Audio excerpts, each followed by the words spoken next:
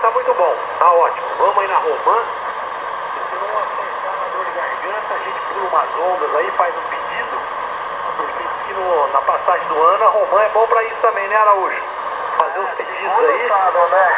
Agora, essa receita que eu passei pra você, não fala pro seu pai não, que ele é médico. E médico não gosta disso não, que é certo?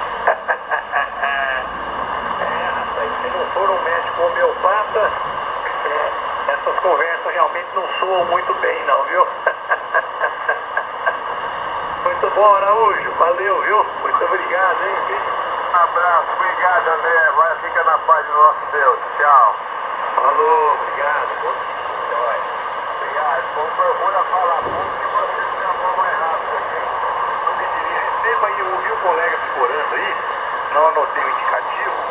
Por favor, receba aí os colegas que estão chamando aí pra gente não ser indelicado. E eu peço a compreensão aí que eu realmente não posso atendê-lo aí. Ok? Um abraço, obrigado. Aqui é sério, André. Fica à vontade de você retornar. Eu interrogo a frequência. Quem for o colega que chamou é um Charlie Nancy Delta Araújo do Miguel Pereira. Eu não escutei não, viu, André? Mas você, com certeza, escutou e na passagem eu estou operando o Vox, né?